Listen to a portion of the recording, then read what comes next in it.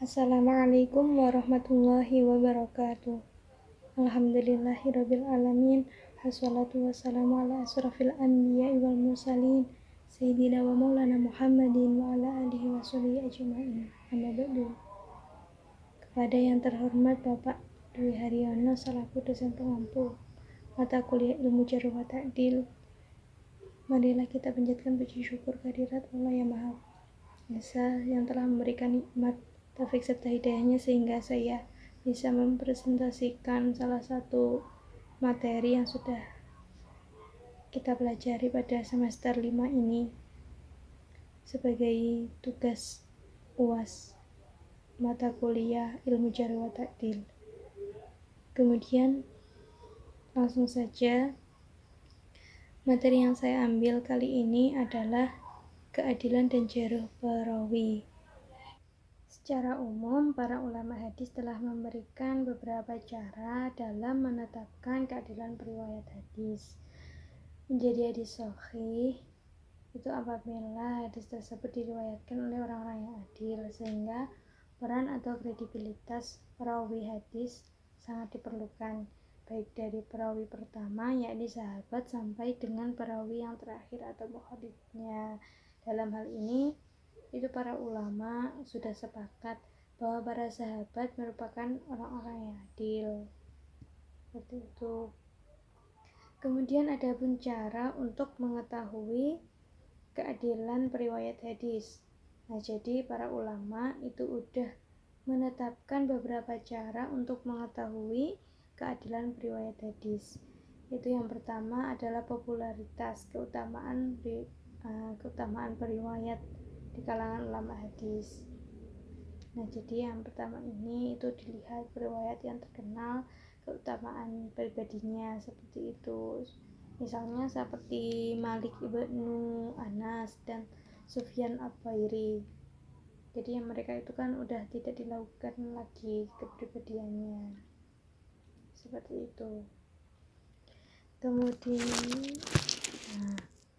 Kemudian yang kedua adalah penilaian dari para kritikus periwayat hadis. Nah, jadi yang cara kedua ini itu penilaiannya ini berisi mengenai kekurangan dan kelebihan dari periwayat atau perawi hadis, mengenai diri pribadinya periwayat hadis lah.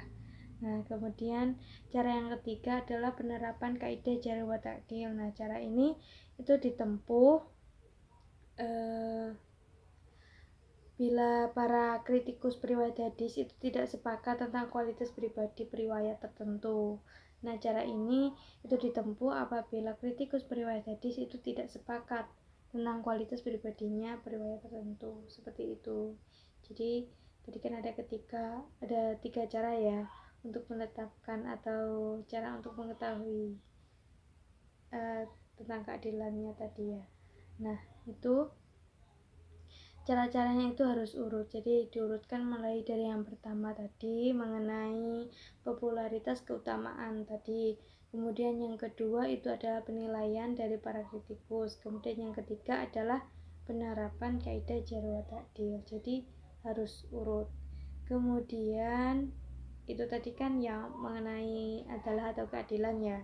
Nah, kemudian ini adalah mengenai sebab-sebabnya perawi itu dijarh. Nah, jarh itu sendiri adalah memberi sifat dengan sesuatu yang mengakibatkan kelemahan atau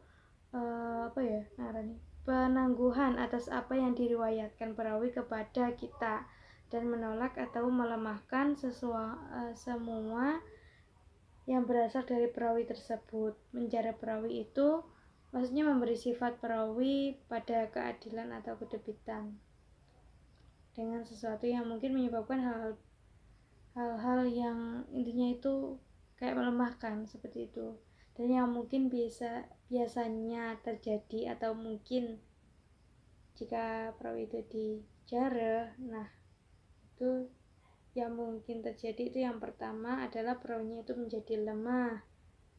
Nah, kalau perawinya itu lemah, maka hadisnya itu ditolak kecuali jika didukung oleh sumber lain yang lebih kuat lah intinya.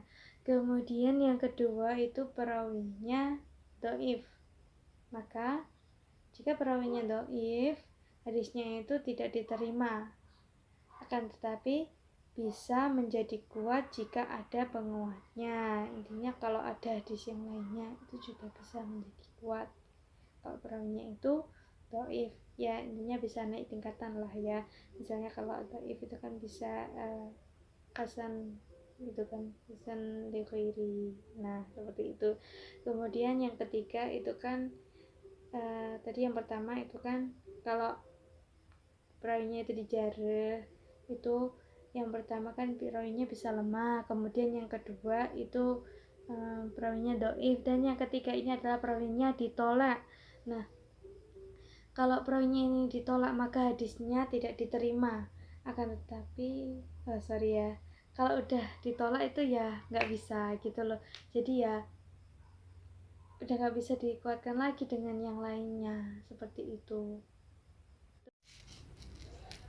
Kemudian menurut Ibnu Hajar al-Asqalani itu sebagaimana yang sudah dikutipkan oleh Hasbi, itu bahwa sebab-sebab yang menjadikan aibnya seorang perawi itu banyak, tetapi semuanya itu berkisar di sekitar 5 macam, yaitu bid'ah, mukhlafah, ghalat, jahala al-hal, dan dakwah al-inqita.